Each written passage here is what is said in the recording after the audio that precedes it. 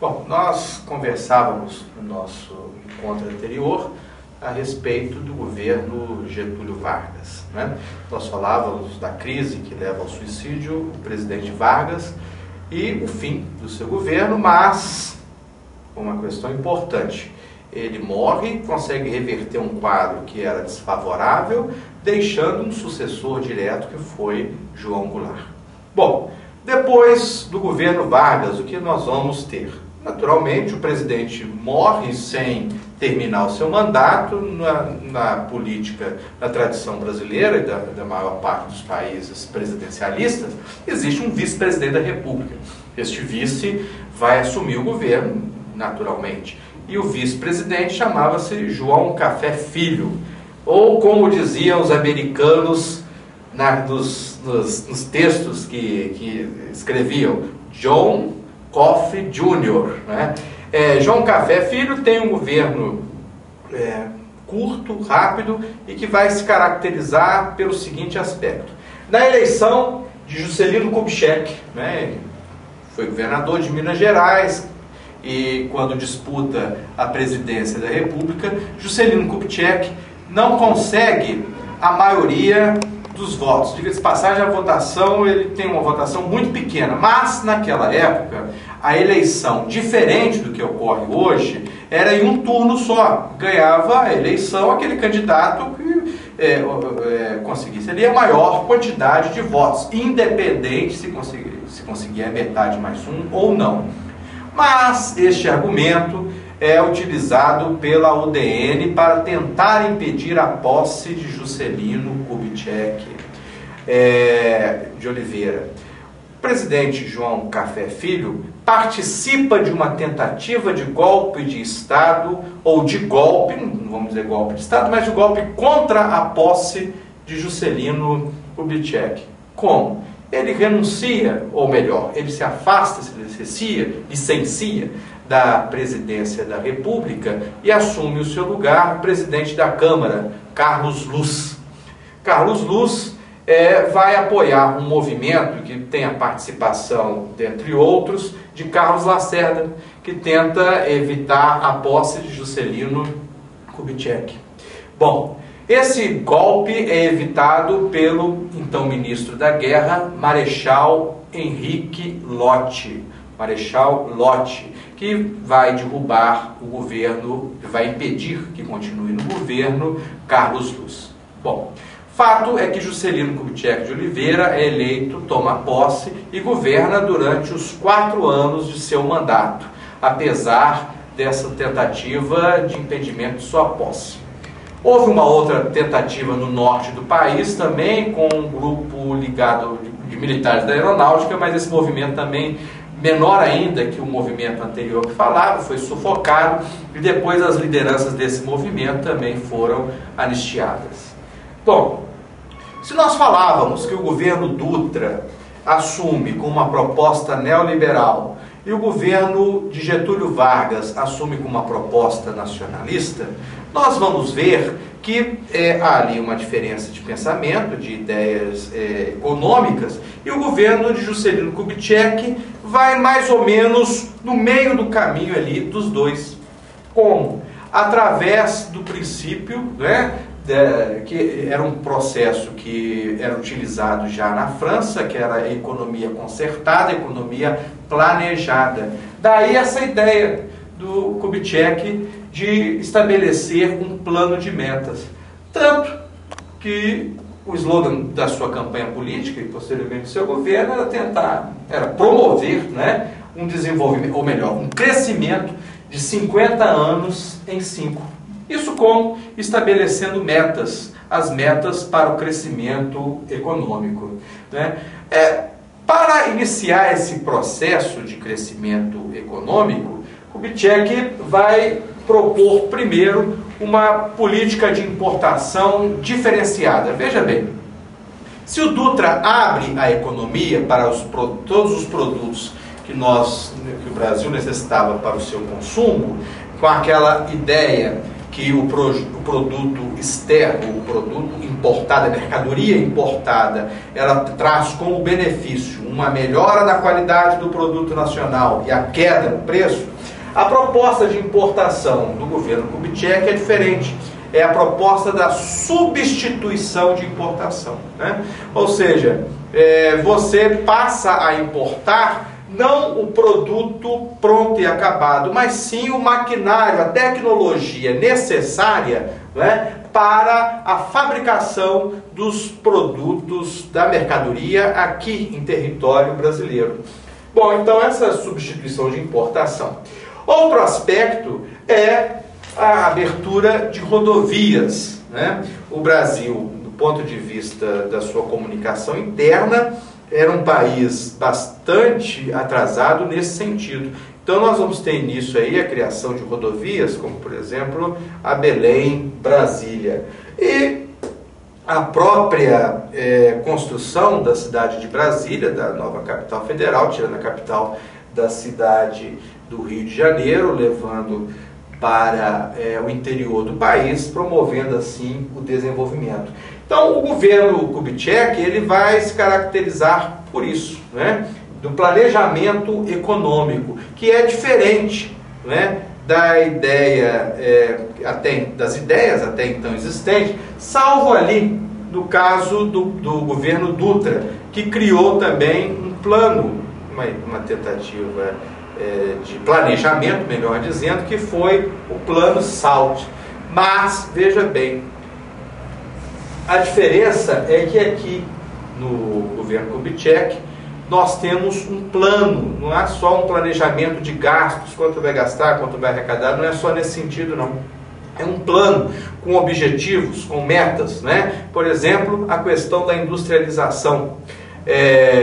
A industrialização automobilística começa no Brasil, como eu já disse aqui, os primeiros ensaios, ainda no governo Vargas, com a criação da Fábrica Nacional de Motores. Mas é no governo Kubitschek que nós vamos ter não o Estado como o industrial automobilístico, mas sim uma abertura do mercado brasileiro para que as empresas multinacionais de automóveis se instalassem aqui no Brasil. Então nós vamos ver a instalação aqui de empresas alemãs, de empresas francesas e de empresas norte-americanas que vão trazer aqui para o Brasil, né, as suas fábricas de automóveis.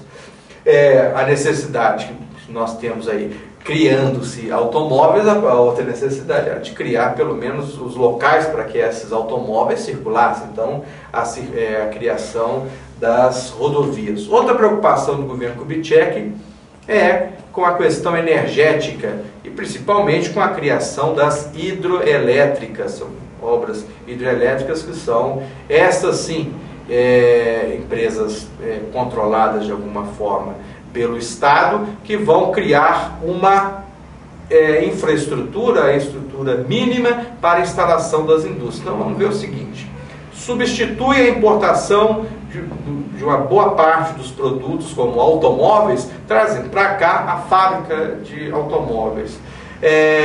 Essa fábrica, ao se instalar, ela ela precisa de uma estrutura. E que estrutura é essa? A energia. Olha bem a energia de novo aí, no caso da hidroeletricidade, mas também o petróleo. Olha bem, já começava aí a Petrobras garantir uma regularidade.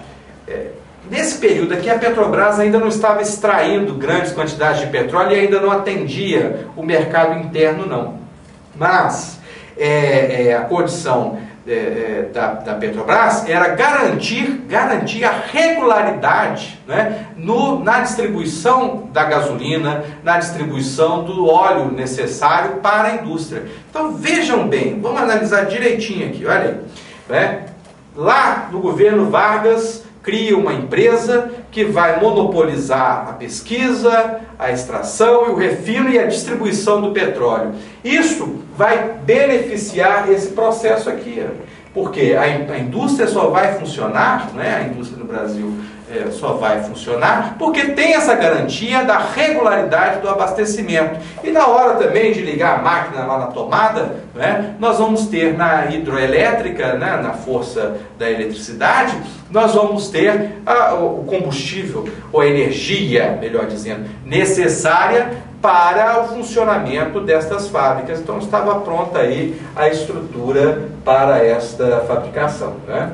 Bom, Kubitschek foi eleito presidente da República. O vice-presidente do Juscelino Kubitschek era, como eu disse para vocês, o herdeiro político de Getúlio Vargas, João Goulart, ou Jango, né? Naquela época, a eleição do presidente e do vice não ocorria do mesmo modo que hoje, ou seja, uma chapa só. Vota no presidente, automaticamente vai o vice junto. Naquele tempo era separado, você votava no candidato a presidente da República e no candidato a vice. E é interessante um aspecto aqui. O vice-presidente, naquela eleição em que Juscelino Kubitschek é eleito, o vice conseguiu uma quantidade de votos até maior do que o candidato a presidente da República. Não havia possibilidade de reeleição naquela época. Todos nós sabemos, é uma novidade que foi introduzida na nossa legislação a partir do governo Fernando Henrique Cardoso, né, do primeiro governo para o segundo. Mas o vice-presidente da República poderia se candidatar, sim, engraçado isso, né? O candidato a presidente não poderia se candidatar a uma reeleição imediata, né? Mas o vice, sim. E na eleição seguinte, o PSD e o PTB lançam uma chapa que é a seguinte: é o Marechal Lott como candidato à presidência da República. Já expliquei para vocês a importância do Lott no governo Juscelino Kubitschek, por que o Lott ganha uma importância tal, que sai candidato a presidente da República. É ele que vai garantir, do ponto de vista militar, a posse de Juscelino Kubitschek. E isso no governo, ele continua ministro da Guerra e vai exercer uma influência muito grande. Então é Lott, candidato a presidente da República, e Jango, candidato a vice. Novamente a dobradinha, PSD com o PTB.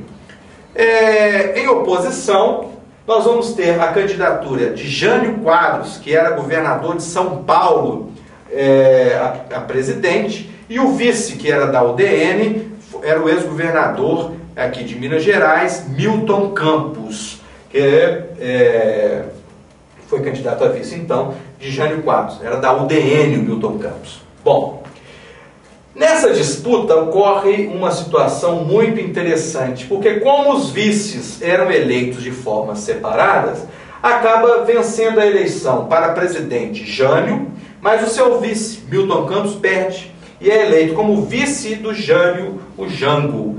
Na época corria aí essa chapa né? Jânio e Jango, eleitos.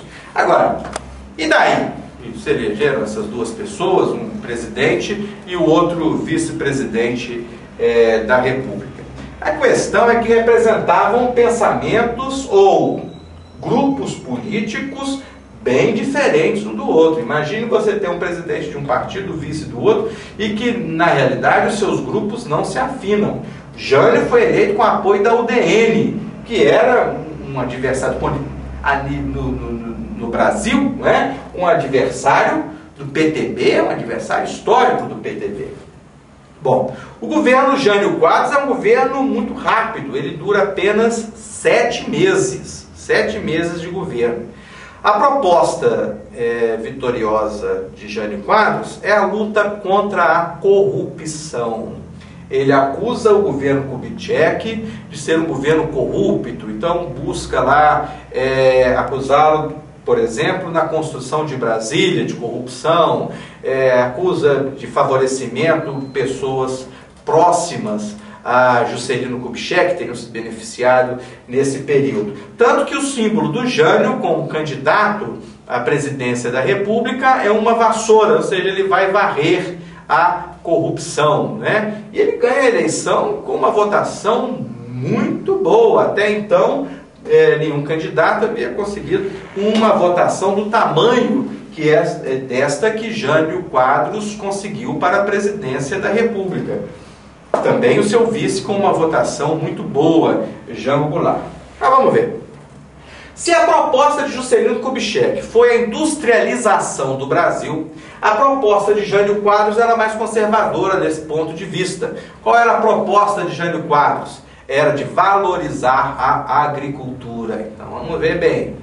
Jânio pegou o apoio daqueles antigos, daquelas antigas oligarquias que se reuniam ali em torno ainda daquela ideia do Brasil agroexportador, da vocação brasileira para a agricultura, que o Brasil era o celeiro do mundo, que o Brasil ia abastecer o mundo com os seus recursos agrícolas. E nós sabemos muito bem que esse grupo, via de regra, está associado às posições mais conservadoras da política. Mas na política externa, nesse curto governo de Jânio Quadros, né, ele vai apresentar uma situação interessante. É bom lembrar que nós continuamos aqui no contexto da Guerra Fria, né, daquela disputa Estados Unidos-União Soviética pela hegemonia política. Bom, na política externa, o Jânio vai inovar em um aspecto. Ele vai tentar trilhar aí um caminho de não alinhamento automático aos Estados Unidos e vai propor aí umas provocações até muito interessantes. Primeiro, antes da posse, Jânio vai a Cuba visitar Fidel Castro. Olha aí, Fidel Castro que já causava arrepios nos Estados Unidos. Depois da posse aqui no Brasil, ele vai condecorar com a Ordem do Cruzeiro do Sul, ele vai condecorar o primeiro astronauta a entrar em órbita, não é? Que foi o soviético Yuri Gagarin, e vai condecorar também ninguém mais, ninguém menos do que Che Guevara. Isso aí já provoca uma situação muito complicada do ponto de vista externo. Internamente, a política de Jânio Quadros era uma política conservadora, voltada para aqueles princípios, inclusive, de uma economia agroexportadora. Bom, motivos aí não são bem esclarecidos até hoje. Fato é que ele rompe com a UDN, que era o seu principal sustentáculo político. Era o partido que sustentava o governo Jânio Quadros. Ele rompe com Carlos Lacerda, ele rompe, enfim, com a UDN. Esse rompimento com a UDN não foi feito de forma impensada, não. Ele propõe a seguinte situação, ele articula o seguinte plano, né? Ele, logo depois desse rompimento, ele apresenta o seu pedido de renúncia ao Congresso Nacional, no dia 25 de agosto, dia do soldado. Ele participa da cerimônia, depois envia uma carta ao Congresso Nacional, comunicando a sua renúncia, e pensando o quê? Pensando que o Congresso Nacional não aceitaria esta renúncia e que logo seria instituída uma crise na sucessão, já vou explicar por quê, e que o povo, as Forças Armadas, enfim, as forças políticas, pediriam que ele retornasse ao poder. Por que essa ideia de provocar uma crise com a sua renúncia? Vamos lembrar, o representante, o vice-presidente da República era João Goulart. E olha que coisa mais interessante, o momento que ele escolhe para a sua renúncia.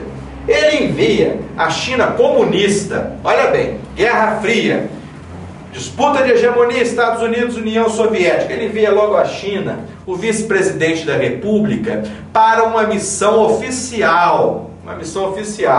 Então aí tem um fator seguinte, o fator da imagem, né? O fator ideológico aí. Ora, se o João Goulart está lá na China, logo ele também é um comunista, logo ele é uma ameaça à democracia, como se dizia na época do Brasil. E os militares, desde aquele momento que nós conversávamos aqui, do aumento de 100%, do manifesto dos coronéis, né, uma parcela mais conservadora das Forças Armadas, não admitiam a figura de João Goulart de jeito algum como presidente da República, como comandante supremo das Forças Armadas. Também os setores mais conservadores também não admitiam a presença de João Goulart, que era ligado aos movimentos sociais, sindicais, mas isso nós vamos ver no nosso próximo encontro.